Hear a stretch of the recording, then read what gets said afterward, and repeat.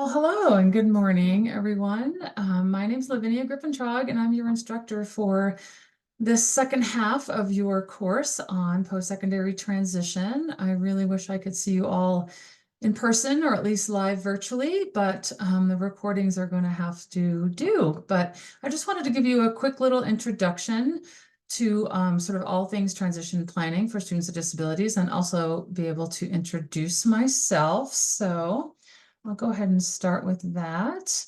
Just a little bit about me. I began my career working with adults with disabilities, gosh, about 3 decades ago.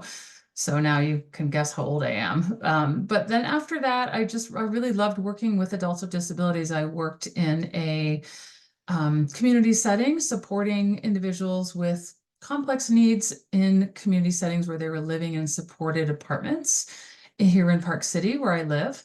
And that got me super excited about working with this population. So then I went back to school and I got my degree and certification in special education at University of Utah. And then I had about a 22-year career teaching special education. And I started in elementary, so I had taught as young as kindergarten. And then I really ended my career in Murray School District teaching older students, 18 to 22-year-olds, in what's typically called a post-high program. And I did that for a number of years. And that really kind of fueled my passion for transition, really, feeling like our purpose really in education for students with disabilities is to prepare them for the rest of their life and to have a really meaningful life and be contributing members of their community. And that includes work and actively participating in all kinds of community events. So that really fueled my transition, my passion for transition. And then I went back and got a second master's degree at Utah State University, specifically as a transition specialist. And then shortly after that, I left Murray School District and went to the State Board of Education as a transition specialist. And I've been there since 2017. And you'll kind of notice some of these pictures. I love the outdoors. I spend all my time when I'm not working outside skiing or mountain biking or hiking. I have 2 adult children. One is actually a teacher. She's a science teacher, my daughter. And then my son is at the University of Utah and he's halfway through an environmental science degree. And so that's what brought me to Utah. I'm originally from Massachusetts, but the skiing and the outdoors is really what brought me here. And I have been here ever since. So I hope that you can share a little bit about your background if you'd like to. I'm going to post a discussion board. It's not going to be graded, but that is just really if you want to engage or kind of, tell me a little bit about yourself, that would be great. So I just want to give you a quick little introduction to transition. And if we were live, I'd be asking you, where are you currently doing your practicum? And if you'd like to answer that in the discussion board, that would be great. And then I'm also curious as to which age or grade you hope to teach when you have your first special education teaching job. I know for me, I really wanted high school students because that's where I did my student teaching, but I actually ended up my first job in elementary. And, I think there's definitely a benefit, I think, to keeping it open.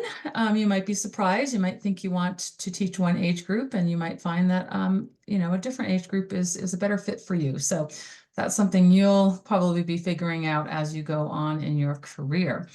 But just kind of why we're here, really this is about making sure that our students with disabilities have compliant and quality post-secondary transition plans. So we're going to spend a lot of time talking about transition as a whole, but really also talking about that important process of the transition planning process, which is embedded in the IEP, and we'll kind of get into those details a little bit more as we go on. But that includes, of course, quality assessments, post-secondary goals, and transition services. And all of those things are so important because what we want is our students to have positive post-school outcomes. And what that means is when they leave us, we want them to be engaged in hopefully employment and further education and training and independent living. And that's really our job, is to prepare those students, to have that meaningful life for the rest of their adult life when they leave us. So we kind of the success criteria and the learning intentions of this section of the course will really be to understand the purpose of quality transition planning to improve post-school outcomes. So we'll talk about compliance, what is kind of minimally required for transition planning, but I think more importantly, we're really going to talk about the quality of a student's transition planning process, and especially that assessment information, post-secondary goals, and then really what are those transition services. And we're going to spend a lot of time talking about transition services because that really is, I believe, one of the most misunderstood sections of the transition planning process is what should those services look like, right? And they should be individualized. So just really quickly, I'd like to ask this question, post-secondary transition, and I'm going to use these words kind of interchangeably, post-secondary transition or transition. We've been asked at the State Board of Education to preface transition with post-secondary, just so that there isn't any confusion around the word transition.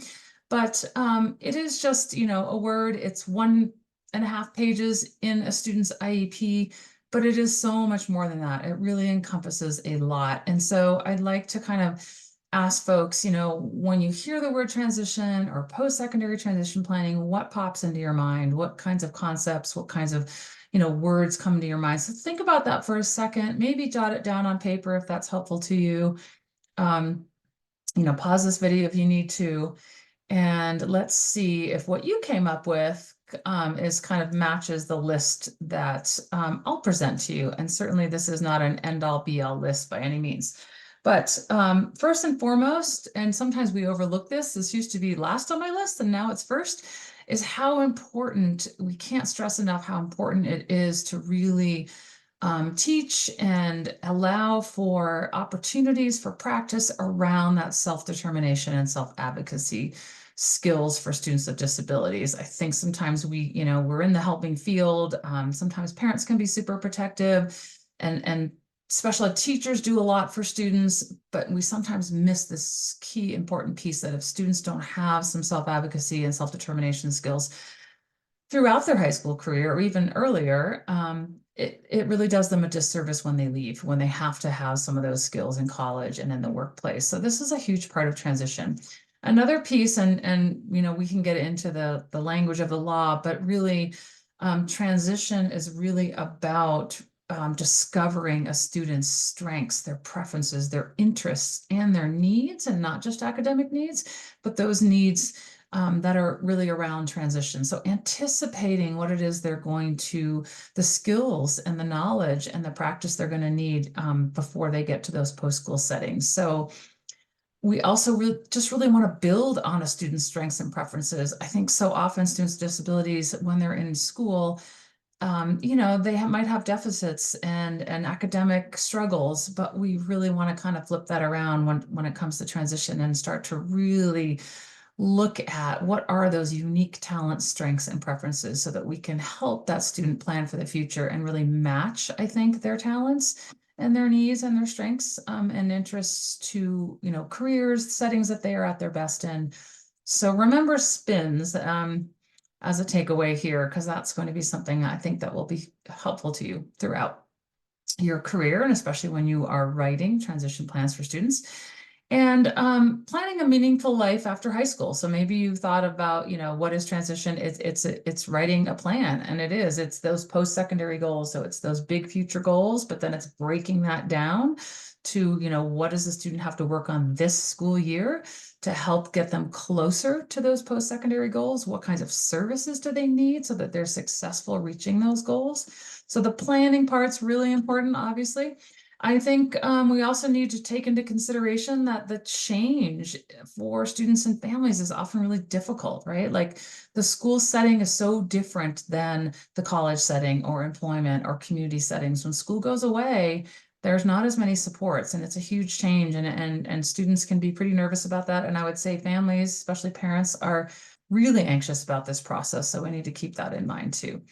And then transition planning should really be focused on, no matter what the student's disability or the severity of the disability, should be focused on career exploration and work experiences. We can't stress that enough. I really think it's our job as educators to provide work experiences for students, whether those are internships, paid or non-paid, really help them kind of explore careers, expose them to different careers and how their interests and talents match those. That's a big part of transition.